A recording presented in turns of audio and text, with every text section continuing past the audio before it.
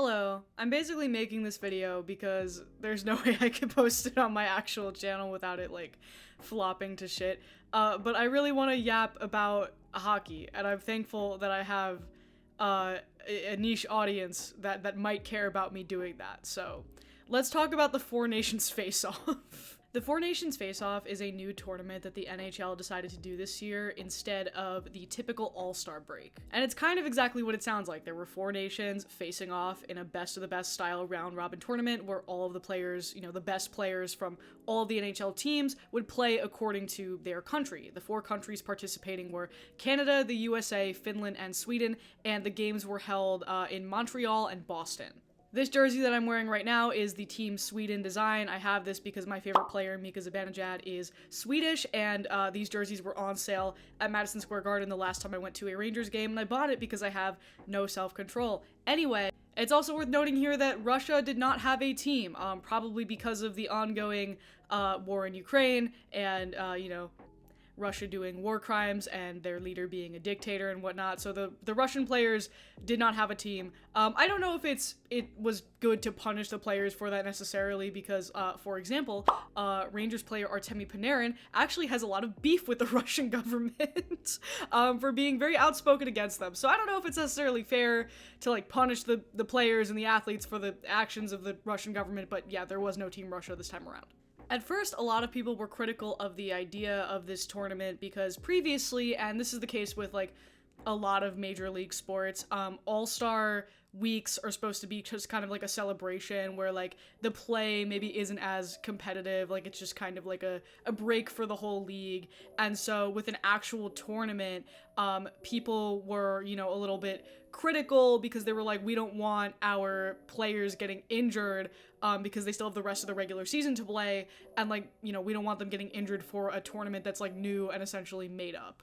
However, that changed for two reasons. One, people realized that best on best hockey, with a little bit of nationalism sprinkled in, something that we normally don't get until the Winter Olympics, which is not happening until 2026, is really fun to watch. And number two, the USA is currently beefing with the proud nation of Canada. TLDR, our president, Donald Trump, thinks of himself as this impervious god king, who I guess wants to conquer other nations so that his name has to be written down in a history book, I guess. But he has been on this crusade of not only hitting Canada with tariffs, but also this weird meme that's not really a meme of turning Canada into the 51st state. The argument there being that they rely on us too much, even though that they have been a critical ally and partner to the North for us forever. So prior to the Four Nations tournament, this actually did spill over into the NHL because when American teams would go to Canada, they play both anthems at NHL games, and so Canadians started booing the national anthem when they would play against US teams. And this was, in direct protest to the rhetoric coming from the White House about, colonizing Canada, basically. So by the time we got around to the Four Nations Facing Off tournament, the tensions were kind of at an all-time high. And so basically, Canada and the US played each other twice. Last week, they played against each other in the initial round-robin tournament, and then last night, as of recording this, they played in the finals.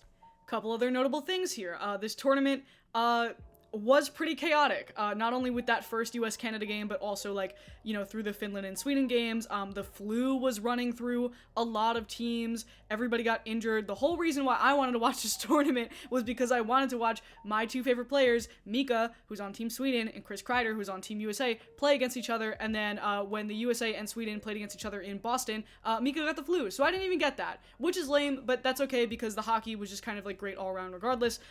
Every team got at least one win, which I think most people were hoping for, and most people were also probably hoping that the USA and Canada would meet again in the final. Another big talking point surrounding Team USA was that they kind of went into this tournament honoring two players, Johnny and Matthew Gaudreau, who were tragically killed by a drunk driver, I believe over the summer. And so, they had, the Johnny's jersey hanging up in the locker room, and a lot of, players were talking about the impact that was having on the team, which is beautiful and nice, and I'm happy that they got at least, one win in his honor. And that's honestly probably what this whole tournament for Team USA should have been about.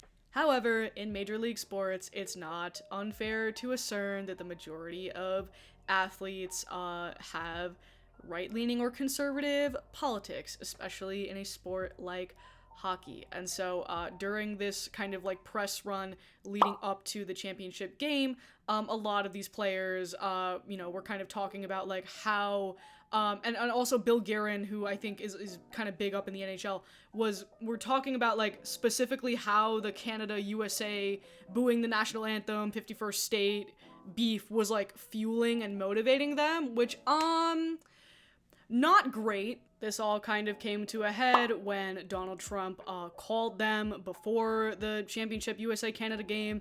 He's been tweeting about it. A couple of the players, like JT Miller, who is now a Ranger, and the Tkachuk brothers, have talked about, like, what it means to have President Trump's support specifically, and so it just kind of, like, became this political thing. And like, you can argue all art is political, all sports are political, like, you know what I mean? Like, I'm not one of those people who's like, oh, like, I don't want, politics anywhere near sports or entertainment, because it's never actually been like that, right? However, there have been expressed calls for the NHL to not be political in the past, specifically when they decided to ban pride tape on the players' sticks during warm-ups, for the integrity of the game and not being political and not signifying anything political. So, that gets banned, but we can take every single opportunity to, like, deep throat the president, who is now inserting himself into this, like, hockey match, as if it has anything to do with, like, his nonsensical crusade to annex Canada.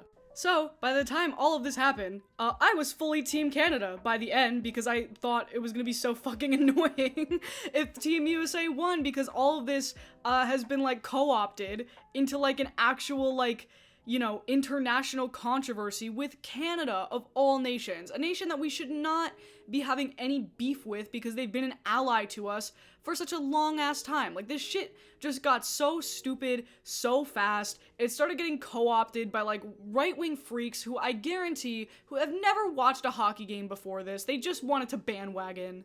There was also so much invoking of, like, the Miracle on Ice, which, if you don't know, is based on, like, a real event in the 80s where the US faced off against the Soviets, and so, like, there was so much, like, hearkening back to that as if this was, like, the same thing, as if, like, Canada is equivalent to, like, the Soviets in that scenario, which, if anything, if you want to, like, take that analogy on its head, the fucking US are the Soviets here.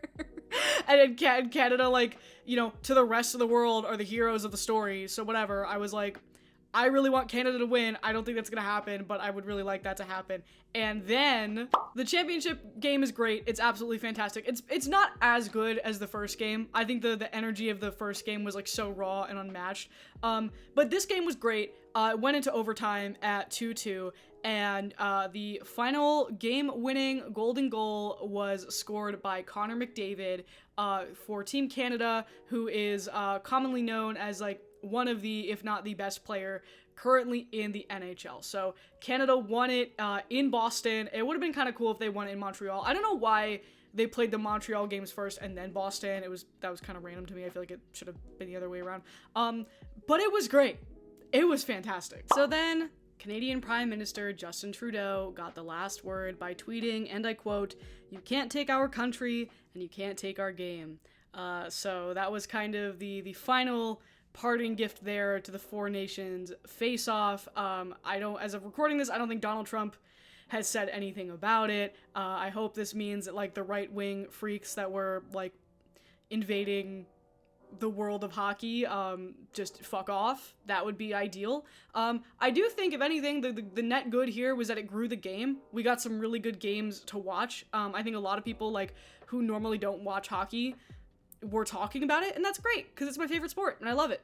And so to see it get co-opted by some political bullshit that doesn't even make sense really, truly, and genuinely hurt my heart, because I just wanted to see the four nations facing off. And that is what I got, and congratulations to Canada. This whole thing got really stupid really quickly. I don't know if they're gonna do this again next year, mostly because a lot of players did actually get injured the way people were worrying about, and, like, I don't know what kind of impact that's going to have on, like, the rest of the regular NHL season.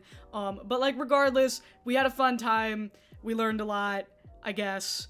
And, yeah, that was me yapping about hockey for 10 minutes. And that is the beauty of second channels. Thank you so much, guys, and I'll see you soon.